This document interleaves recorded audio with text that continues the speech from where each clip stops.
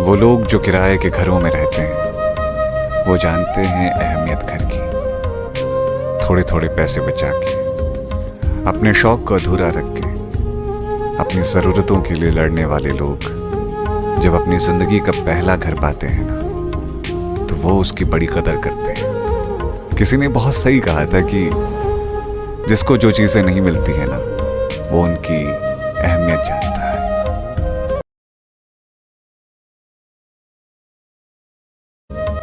यार, ऐसा कोई नहीं है जिसके खुद के ख्वाब नहीं होते, कोई ऐसा नहीं है जिसके खुद के शौक नहीं होते, लेकिन कुछ लोग उम्मीदों से बंधे होते हैं, कुछ लोग जिम्मेदारियों से बंधे होते हैं। वो दूसरों की खुशियों के लिए खुद के ख्वाबों को पीछे छोड़ देते हैं। दुनिया उन्हें फेलियर बुलाती है, लेकिन वो जानते हैं कि हार कर उन्होंने क्या पाया है जिंदगी में।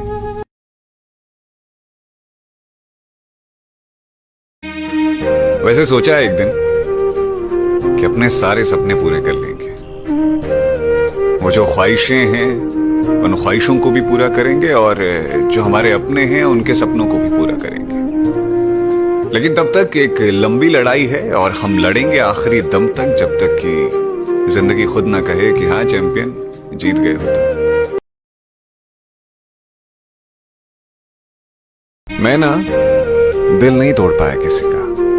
अगर मुझे लगा मुझसे कोई रिश्ता नहीं निभाया जा रहा है, तो मैंने कभी सामने वाले इंसान को ये नहीं दिखाया कि यार मन नहीं लग रहा मेरा। मैं बस साथ निभाता गया और दूसरों की खुशी में खुद को भुलाता चला गया।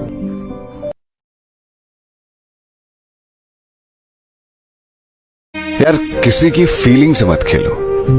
अगर साथ चलने की हिम्मत हो और पूरी दुनिया से लड़ सकते हो ना, तभी आगे बढ़ो। मैंने कई लोगों को देखा है जिनके 5-10 सालों के रिश्ते रहे, जो एक दूसरे के लिए आदत बन गए थे, लेकिन उनको थोड़ी सी परेशानी आई और उन्होंने रिश्ते तोड़ दिए। यार, नहीं होता कुछ लोगों का दिल इतना मजबूत कि वो जिंदगी में आगे बढ़ सके, तो मत किया करो। अगर हिम्मत नहीं है तो दिल मत लगाए। दिल नहीं टूटना चाहिए यार। इंसान बहुत भोला और मासूम होता है दिल लगाने से पहले। उसे दुनिया में हर चीज बड़ी खूबसूरत लगती है, फिर एक बार, बस एक बार दिल टूटता है, फिर कुछ सही नहीं लगता। वो भोलापन, मासूमियत सब दूर हो जाती है। बस एक अफसोस रहता है कि क्यों लगाया यार ये दिल, जब इसे टूटना ही था। यहाँ कौन नहीं यार टूटा हुआ, सब खाली है अंदर से। अगर मैं कहूं कि मेरी जिंदगी में सब कुछ अच्छा चल रहा है, तो ये झूठ होगा, बेईमानी होगी। सच बताएं तो सब अपने अपने हिस्से की लड़ाई लड़ रहे हैं। तुम भी लड़ो, मैं भी लड़ रहा हूं। बस एक वादा करते हैं कि इस लड़ाई में कभी हारेंगे नहीं।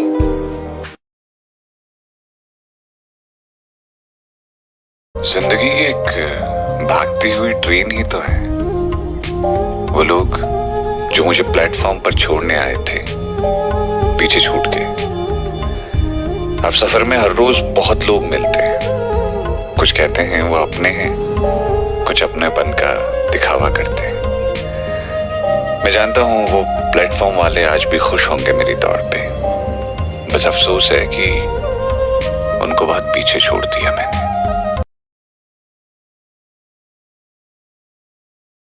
देखो यार, इस दुनिया में ना परमानेंट कोई भी जगह नहीं है। आज आप जिस जगह पर हो, कल वहां कोई और आएगा, कल कोई और था। यानी जिंदगी में कोई भी जगह पर कोई भी चीज हमेशा हमेशा के लिए नहीं होती। तो जिस वक्त जहां हो, उस वक्त उस जगह को एंजॉय करो, खुश रहो वहां पर, और अपनी अच्छी यादें बना कर ले जाओ। क्योंकि आपको जाना तो है ही, तो क्यों ना एक अच्छा पल बिताकर, एक अच्छा वक्त बिता करके आप जाओ। क्या कहते हो?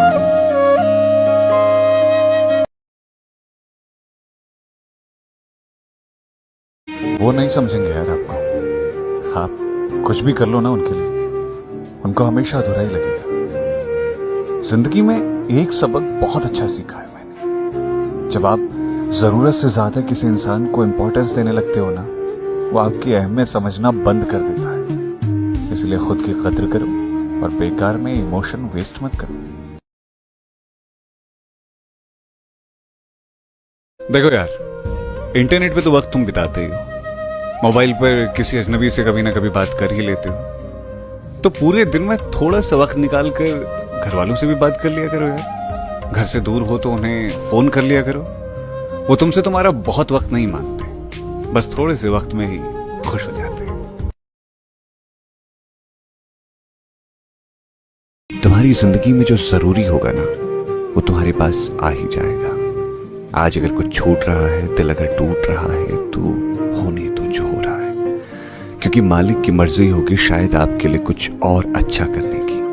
तो इंतजार करो, कुछ बहुत अच्छा होने वाला है। पता है, बंदे की सबसे बड़ी ताकत होते हैं उसके माँ बाप। पर माँ बाप की अहमियत ना उनके पास होने पर पता नहीं चलती, जब आप उनसे दूर जाते हो या फिर कभी माँ बाप आपसे बिछड़ जाएं, तब जाकर आपको उनकी अहमियत पता चलती है। इसलिए कदर करो। कितनी बार होता है ना हमारे साथ, किसी की बात बहुत ज्यादा बुरी लग जाती है लेकिन हम कुछ बोल ही नहीं पाते। कोई हमारी शराफत का फायदा उठाता जाता है और हम उसे कभी कुछ कह ही नहीं पाते। संकोच ना जैसे हीमोग्लोबिन में तैरता है हमारे। दूसरों की खुशियों के लिए जीने वाले हम लोग कभी खुद की परवाह नहीं करते। ऐसे ही यार, हमेशा दूसरों के लिए जीते आए हैं और ऐसे ही जीते रहेंगे।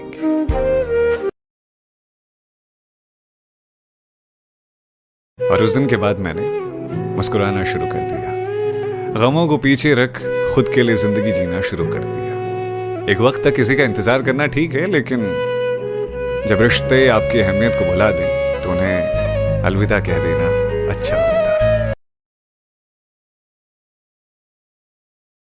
पहले मुझे यकीन नहीं था इस बात पर कि जो ज्यादा मुस्कुराता है वो अंदर से बहुत खाली होता है। पर वो कहते हैं ना, जब तक खुद पर नहीं गुजरती आदमी को पता नहीं चल पाता। इसलिए अब हर मुस्कुराते चेहरे का दर्द समझ लेता हूँ। जब तकलीफ बढ़ जाए मैं भी मुस्कुरा देता हूँ।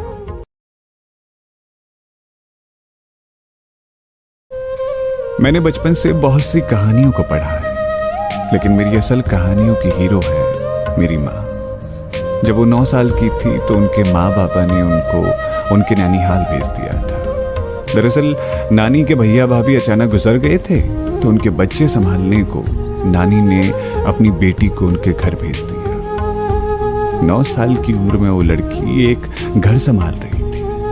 अपने मामा के बच्चों के लिए खाना बनाते, उनको खिलाते, घर की सफाई करते हुए माँ को जितना वक्त मिलता था वो पढ़ाई कर लिया करती। उन दिनों बच्चे देर से स्कूल जाना शुरू करते थे। माँ भी देर से स्कूल गई थी, लेकिन वो कभी फेल नहीं हुई। जब वो 18 की थी वो 10वीं में चली गई थी। इसी बीच मेरे नाना और नानी ने फैसला किया कि माँ की शादी कर देनी चाहिए। पढ़ाई बीच में छूट गई और माँ दुल्हन बनकर पिताजी के साथ चली गई। पिताजी की उम्र तब 21 साल थी। पिताजी बताते हैं, जब माँ उनकी जिंदगी में आई तो वो उस वक्त में बेपरवाह इंसान हुआ करते थे। अब माँ के ऊपर दुगनी जिम्मेदारी थी, एक नए घर के माहौल में खुद को ढालने की, दूसरी पिताजी को जिम्मेदार बनाने की। माँ ने अपने मिशन की तैयारी कर ली थी, लेकिन जिंदगी में सब कुछ अच्छा हो हमेशा ये जरूरी नहीं होता। अगले कुछ साल माँ और पिताजी के लिए बहुत मुश्किल होने वाले थे। शादी के 2 साल बाद मेरे दद्दा यानी मेरे बड़े भाई का जन्म हुआ और उसके 2.5 साल बाद मैं इस दुनिया में चला आया। छोटा परिवार, सुखी परिवार, जो भी देखता यही कहा करता था हमसे। पिताजी शादी से पहले उसी छोटे शहर में एक मिठाई की दुकान पर काम करते थे। जब हम लोग हो गए तो उन्होंने खुद की एक दुकान शुरू की। इस दुकान को शुरू करते हुए माँ ने पिताजी की खूब मदद की थी। दरअसल पिताजी की जेब में जो पैसे रह जाया करते, माँ उनको संभाल कर रख लेती और जरूरत के वक्त हमेशा एक संकट मोचन की तरह पिताजी का साथ दिया करती। जिंदगी की गाड़ी अब सही रास्ते में चल रही थी कि अचानक एक ब्रेकर आ गया। पिताजी के पेट में कुछ तकलीफ होने लगी। डॉक्टर, माँ बाबा चक्कर लगाते रहे, लेकिन कोई असर नहीं हुआ। महीनों इलाज के बाद भी जब असर नहीं हुआ तो डॉक्टरों ने भी पिताजी से मुंह मोड़ना शुरू कर दिया। माँ डटी रही, उनको मालूम था कि उनका प्यार सच्चा है और वो हर डॉक्टर के आगे बीमार पिताजी को लेकर गुहार लगाती रही। जाने कितनी प्रार्थनाएं की माँ ने, जाने कितने आंसू बहाए, तब जाकर एक दिन एक डॉक्टर ने फिर से पिताजी का इलाज शुरू किया। हालांकि उस डॉक्टर को भी खुद पर भरोसा नहीं था, पर माँ को भरोसा था, अपने प्रेम पर और अपने भगवान पर। विश्वास हमेशा अच्छे परिणाम देता है। माँ को भरोसा था और पिताजी कुछ समय बाद सही हो ही गए। इधर पिताजी सही हुए और उन्होंने अपनी बंद पड़ी दुकान को दोबारा शुरू कर दिया। पिताजी चाय बनाया करते थे और उनकी चाय बनाने की कला इतनी खूबसूरत थी कि उनके कस्टमर दिन पर दिन जुड़ने लगे। कुछ सालों में कारोबार अच्छा हो गया था। माँ ने हर दफा पिताजी का साथ दिया। उसने घर भी संभाला, जब जरूरत पड़ी दुकान भी संभाली और हमें पढ़ाने का जिम्मा भी उन्हीं के सर पर था। पिताजी रोटियों के लिए आटे का इंतजाम करते तो माँ उस आटे से रोटियां बना हमारे भोजन में उसे तब्दील कर देती। साल गुजर रहे थे। अब हमारी पढ़ाई का खर्च बढ़ने लगा था। भैया ने जब बीटेक में एडमिशन लिया तो माँ ने अपनी बचत से भैया की पहली फीस भरी थी। ये बहुत बड़ी रकम थी जो सालों तक उन्होंने थोड़ा थोड़ा करके बचाई थी। मैं जब डिप्लोमा करने लगा तो माँ ने फीस का बोझ सिर्फ पिताजी पर आने नहीं दिया। हमारे परिवार को जब भी जरूरत पड़ी, हमारी दुर्गति हटाने आई हमेशा हमारी माँ। आज उनके दोनों बेटे परदेश में रहते हैं, उनसे हजारों किलोमीटर दूर। लेकिन कोई भी परेशानी होती है तो समस्या का समाधान माँ के ही पास होता है। पिताजी आज भी माँ से पूछकर ही कोई काम करते हैं। वो जानते हैं कि माँ उनकी तरह जल्दबाजी नहीं करती, लेकिन सटीक फैसले करती है। इसीलिए दुनिया के हर महान इंसान से पहले मुझे हमेशा मेरी माँ दिखाई देती है। नवरात्रों की ढेर सारी शुभकामनाएं आपको।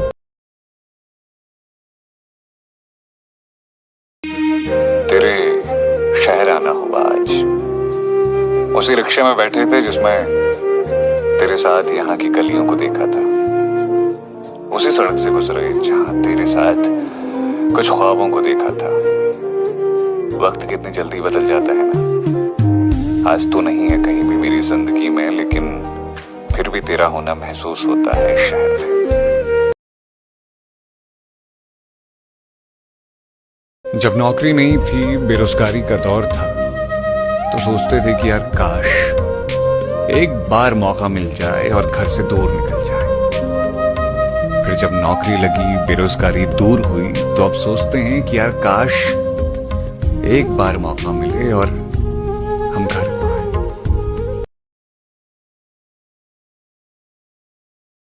बंदा सबसे लड़ सकता है, लेकिन फैमिली से ज़माना खिलाफ हो, हालात खराब हो, सब संभल जाता है यार। लेकिन परिवार अगर साथ ना देना, फिर कुछ नहीं हो पाता।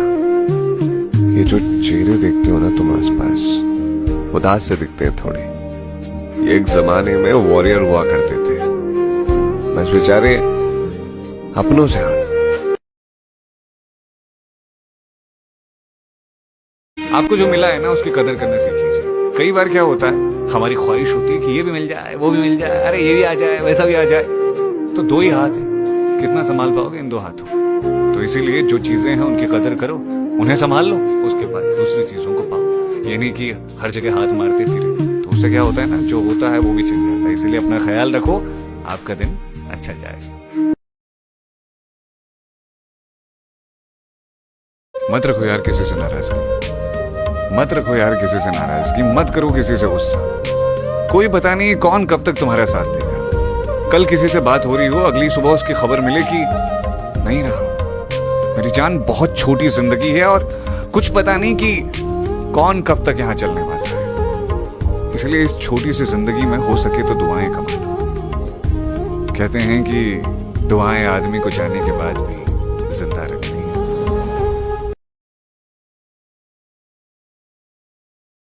दोस्त जब बिछड़ जाते हैं तो बहुत याद आते हैं।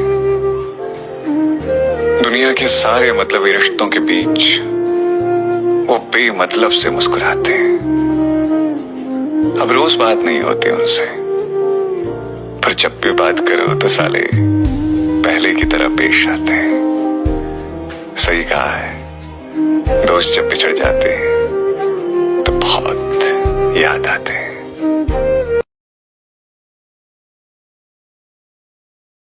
लाख दिखावा कर ले हम कि जिंदगी में हमें कोई फर्क नहीं पड़ता, फर्क तो पड़ता है मेरी जान। कैसे हुआ, कैसा रहा आज का दिन? सब ठीक है ना जिंदगी में? यहाँ भी सब कुछ ठीक ठाक है यार। दिन आज का अच्छा रहा, मतलब जैसा हर दिन जाता है वैसा ही आज का दिन भी गया। थोड़ा दो चार चीजें चेंज हुई, कुछ लोग आए थे जो मिलने आए थे, उनसे बातें हुई। बातें करते करते ना एक चीज समझ में आई कि इस दुनिया में सबकी प्रेम कहानी लगभग लगभग एक जैसी है। जिससे वो मोहब्बत करते हैं पहली दफा, वो इश्क को कभी भूल नहीं पाते। अब ये पहली दफा का मतलब ये नहीं होता कि जिससे नादानियों में प्यार हुआ और बस जिद में आप आगे बढ़ते गए, ये नहीं। जिससे ना एक बार शिद्दत वाला इश्क हुआ और लगा कि यार ये वो इंसान है जिसके लिए जिंदगी दे दी जाए, अरे कुर्बान कर देंगे सब कुछ।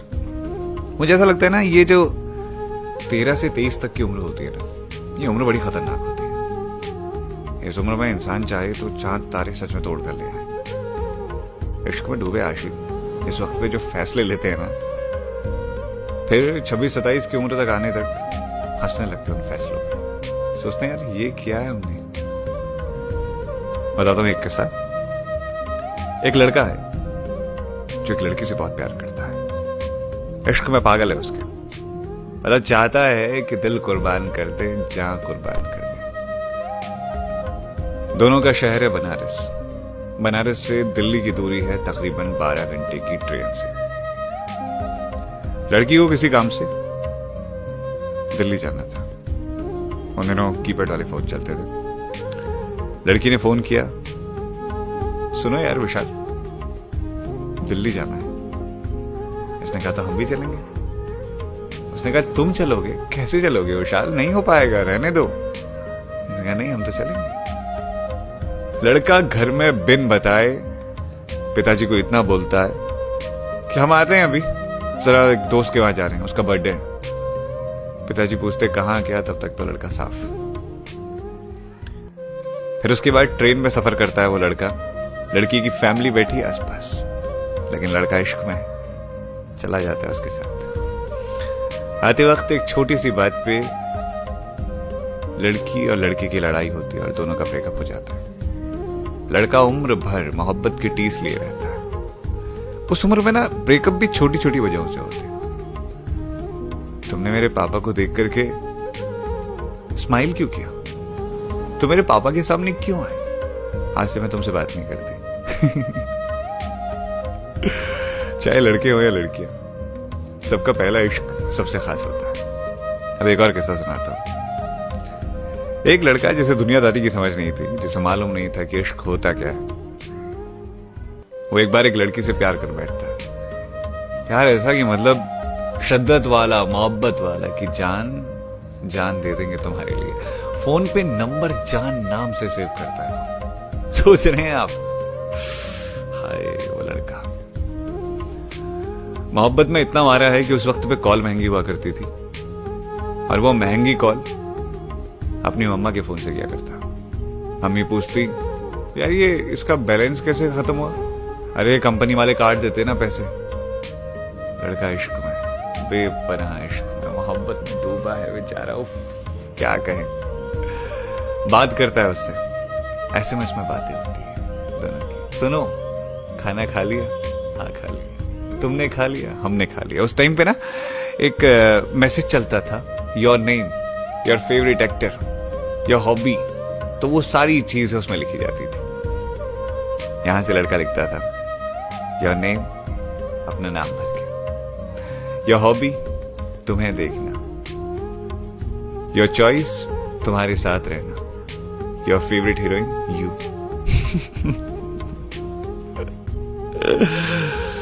उफ कितनी नादानियां होती है ना इश्क में। सच कहूं अब हंसी आती है, क्योंकि अब अब उम्र के उस पड़ाव से आगे निकल चुके हैं। उस वक्त पे ऐसा लगता था माँ बाबा समझ नहीं रहे यार हमको। अच्छा, ये मोहब्बत आदमी का दिमाग खराब कर देती है। जब भी वो इश्क में होता है उसे लगता है कि वही सही है, बाकी पूरी दुनिया गलत। वैसे ऐसा कभी कभी होता भी। मोहब्बत में इंसान मजनू हो जाता है। कहते हैं मजनू इतना दीवाना हो गया था कि वो हर जगह पर लैला को देखा करता था। उसे लगता था, उसको इसीलिए मजनू कहते हैं। मजनू का मतलब ये होता है दीवाना। उसके असली नाम से कोई नहीं जानता उसे, मजनू के नाम से जानते हैं, लैला, मजनू। खुदा की मूरत उसे अपने महबूब में दिखाई देने लगी। इस कदर इश्क, समझ रहे हो आप? ये शिद्दत वाला प्यार है। उफ, हाय मोहब्बत वालों, क्या नहीं देखा मोहब्बत में हमने कि जब वो मुस्कुराए तो लगे कि जिंदगी तुम्हारी मुस्कुराहटों तक ही रहे, कि जब वो सामने से गुजरे तो यूं लगे कि वो जिंदगी भर सामने से गुजरती ही रहे। एक रोज जब उसने हाथ मिलाया था अपनी सहेलियों के सामने तो हाथों को बहुत देर तक चूमा था।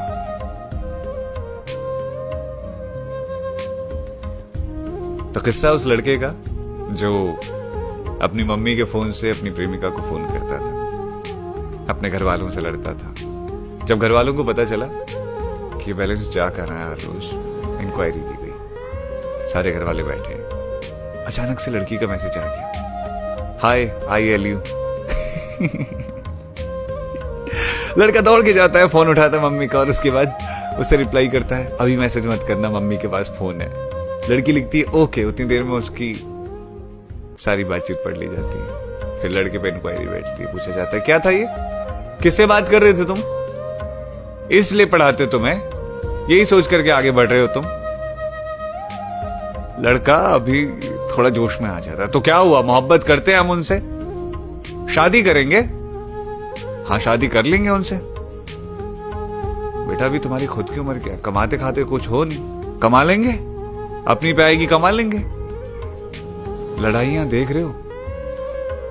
मोहब्बत की एक और कहानी सुनिए, किस्सा सुनिए। एक लड़का अपने दोस्तों से कहता है कि उसे एक लड़की से इश्क है। वो उस लड़की को नहीं बता पाता कि उससे इश्क है। वो जब गुजरती है उसके पास से तो उसके दोस्तों से चिढ़ाते हैं, ओहो भाभी आ गई। लड़का मुस्कुराता है, लड़की उसकी तरफ देखती तक नहीं। लेकिन कई दिनों तक जब लड़के के दोस्तों से चिढ़ाते रहते, एक दिन लड़की हल्का सा मुस्कुरा के देख देती है और लड़का हाय वहीं मर जाना चाहता है, खत्म हो जाना चाहता है। उस वक्त पे चाहता है कि बस जिंदगी उसके बाद आगे ना हो। पहली मोहब्बत ना साहब, पहली मोहब्बत क्या है यार, मोहब्बत है ही ऐसी चीज, आदमी बदला बदला रहने लगता है। पर वो मोहब्बत जब टूटती है ना, जब रूठती है आपसे, आदमी पत्थर दिल हो जाता है। उसे लगता है कि क्या था ये, सब झूठ, सब फरेब, नादानियां। फिर इस उम्र तक पहुंचता है, तब लगता है अच्छा हुआ मोहब्बत में इतने गहरे नहीं गए, नहीं तो कहीं के नहीं रहते। गालिब का शेर है ना, इश्क ने गालिब निकम्मा कर दिया, वरना बंदा था ये भी काम का। तो मोहब्बत का सिंपल सा फंडा कि मोहब्बत जब आपकी जिंदगी में आती है तो ऐसे ही दस्तक देती है। अब मैं वो किस्से सुनाता हूं जो मोहब्बत में दिल टूटने के बाद शुरू होते हैं। वो लड़का जिसका दिल्ली जाते हुए, दिल्ली से वापस लौटते हुए ट्रेन में ब्रेकअप हो जाता है, वो इतनी आसानी से हारता नहीं है। वो फिर से उससे बात करना चाहता है, उसे फोन मिलाता है, कई बार बात करना चाहता है, उसके मोहल्ले के बाहर जाता है, क्या पता किसी बहाने से बात कर ले। वो बात नहीं करती। वो खत लिखता है, उसकी चिट्ठियां पकड़ी जाती हैं। जब लड़की के पिता को ये बात चलती है तो वो अपनी बेटी के लिए लड़के के पिता के पास जाते हैं और बताते हैं कि देखो चिट्ठियां लिख रहा है तुम्हारा बेटा। लड़के के पिता कुछ नहीं देखते और खूब पिटाई करते हैं उसकी, और एक प्रेम कहानी वहीं खत्म हो जाती है। उसके बाद की प्रेम कहानी मम्मी के टॉपअप से शुरू होके लड़के को विद्रोही बना देने तक चलती है।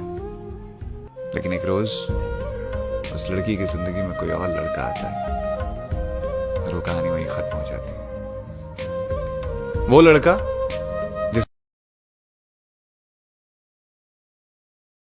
और आज हैशटैग किस्सा में जो किस्सा मैं आपको सुनाने जा रहा हूं उसका हैशटैग है जिंदगी। अपने माँ बाबा को देखकर मैंने प्यार करना सीखा था। उनके खूबसूरत रिश्ते को देखते हुए मैं बड़ी हुई थी। जो प्यार और समझ वो दोनों साझा करते थे, मैं हमेशा से वही चाहती थी कि मेरी जिंदगी में भी ऐसा ही कुछ हो। मैं 21 साल की थी उस वक्त मैं एक रिलेशनशिप में आ गई। उस रिश्ते में सारी खूबियां थी जो मैं चाहती थी। मैंने उस लड़के को अपने परिवार से मिलाया और सबने उसे खूब प्यार दिया। कुछ दिनों के बाद हम दोनों के परिवार भी आपस में मिले। ये सब बहुत जल्दी जल्दी और सीरियसली हो रहा था, लेकिन मैं बहुत ज्यादा प्यार में थी। हमने एक दूसरे को खूब सारे खत लिखे, कई फिल्में साथ में देखी और इसी तरह 3 साल निकल गए। जब मैं 24 की हुई तो उसने मुझे शादी के लिए प्रपोज किया। मैंने झट से हाँ कह दी। सब कुछ तो अच्छा था, लेकिन हमारी एंगेजमेंट होने के बाद वो बदल गया। मैं एक फोटोग्राफर थी तो मेरे काम का वक्त थोड़ा अटपटा सा था और कभी कभी तो रात में भी इस काम की वजह से बाहर रहना पड़ता था और ये चीज उसे परेशान करने लगी। कुछ ही टाइम बाद वो मेरे साथ शूट्स पे जाने लगा। मुझे थोड़ा अजीब लगता था, लेकिन फिर कुछ वक्त बाद हमने शादी कर ली। शादी की शुरुआत में मैंने काम से छुट्टी ले ली थी ताकि मैं अच्छे से सेटल हो जाऊं। फिर कुछ वक्त बाद मैंने वापस से ज्वाइन करने का सोचा और जब इस बारे में मैंने उससे बात की तो उसने बोला, मैं हम दोनों के लिए कमा रहा हूं ना, तो तुमको ज़रूरत क्या है काम करने की। जब मैं ज्वाइन करने के लिए उसे वजह बताती कि ये मेरी ज़िंदगी है तो वो कहता, तुम इस घर की बहू हो और तुम्हारे पास जिम्मेदारियां हैं। मैं शांत रहती क्योंकि मैं नहीं चाहती थी कि हमारी शादी में कोई परेशानी आए, लेकिन फिर भी वो चाहता था कि मैं घर के सारे काम करूं। एक बार मैंने अपने हेल्पर को सब्जी काटने को बोला तो उसने ये बोलकर मना कर दिया कि भैया ने मना किया है। और जब मैंने उससे कहा कि ये वो जिंदगी नहीं है जो मैंने चाही थी, तब उसने कहा कि मेरी परवरिश ही खोखली है। अगली बार जब मैंने रोटियां बनाई थी और वो जल गई थी तो उस वक्त उसने मुझे पूरी रात खड़े रखा और मुझे सोने नहीं दिया। उसका कहना बस ये था कि ऐसे ही सीखोगी तुम। और जब मैंने ये बात अपनी सासू माँ को बताई तो उन्होंने कहा, वो जैसा कहता है वैसा करो। मैं अपने माँ बाबा के पास जाना चाहती थी, लेकिन मुझे इसकी इजाजत नहीं मिली और उसकी मुझे ना सोने देने वाली पनिशमेंट हर दिन की बात हो गई। एक बार तो उसने मुझे पूरी रात शावर के नीचे खड़ा रखा, बस इसीलिए क्योंकि मैंने हल्की सी झपकी ले ली थी। मैं थक चुकी थी कि मैं लड़ाई कर सकूं, लेकिन तभी माँ को एहसास हुआ कि कुछ तो गलत हो रहा है। एक दिन वो मेरे पति के घर आई और मुझे अपने साथ हमारे घर ले आई। हालांकि मेरे पति ने उन्हें रोकने की कोशिश भी की, लेकिन माँ के आगे किसकी चल पाती थी। मैं जब अपने घर पहुंची तो मुझे सुकून की सांस मिली और मैं सो गई। एक बार मैं सोई तो वापस 12 घंटे बाद मेरी नींद खुली। बाबा ने मुझसे पूछा, सब ठीक है ना? मैं टूट गई। मैंने रोते हुए उन्हें सारी बातें बता दी। वो सारी बातें सुनकर हैरान हो गए। अब कोई चांस नहीं था कि वो मुझे वापस उसके पास भेजने वाले थे। 2 हफ्ते बाद मेरे पति ने बिना मुझे बताए एक डाइवोर्स लेटर भेज दिया। यहाँ तक कि उसके परिवार के लोगों ने हमारे सारे रिश्तेदारों को ये खबर पहुंचा दी कि मैं मानसिक रूप से बीमार हूँ। मुझे पैनिक अटैक्स आने लगे और मैंने थेरेपी लेने शुरू कर दी। तब मुझे एहसास हुआ कि मेरे साथ मनोवैज्ञानिक रूप से दुर्व्यवहार हो रहा था। हर सेशन के साथ मैं ठीक होती गई और 6 महीने बाद मैंने वापस से अपना काम करना शुरू कर दिया। मैं तो भूल ही गई थी कि फोटोग्राफी करना मुझे कितना ज्यादा पसंद था। खैर 7 महीने पहले हमारा तलाक हो गया। उस दिन मैंने और माँ ने कुछ पकवान बनाकर खुशियां मनाई और नई जिंदगी की शुरुआत की। कुछ लोग ऐसे थे जिन्होंने मुझे नीचा दिखाने के लिए ये कहा कि अब क्या होगा बेचारी का, बेचारी बच्ची। लेकिन मुझे कोई फर्क नहीं पड़ा क्योंकि मैं कोई बेचारी नहीं थी। मैंने बहुत कठिन तरीके से सब चीजों से निकलना सीख लिया था और ये जान लिया था कि कोई भी व्यक्ति इतना जरूरी नहीं है कि वो आपकी पहचान और आपके काम को खत्म कर दे। इनफैक्ट मेरे काम ने मुझे ठीक करने का काम किया। शुक्र है अब मुझे लोग एक फोटोग्राफर के रूप में जानते हैं, किसी की पत्नी, प्रेमिका और बहू के रूप में नहीं। तो ये था आज का हैशटैग किस्सा। मेरा ये मानना है ना, कोई भी चीज एक तरफा नहीं चलती। पहले आपको लगता है कि अरे यार रिश्ता है, मैं निभा रहा हूं ना अपनी तरफ से, दूसरा नहीं निभा रहा तो क्या हुआ। ऐसे में ना कई बार आपका जो आत्मसम्मान होता है वो जमीन पर आ जाता है और कहीं खो जाता है। तो ऐसे में बस इतना कहना है आपसे कि उस रिश्ते का भरम छोड़ दीजिए जो रिश्ता आपका साथ नहीं दे सकता।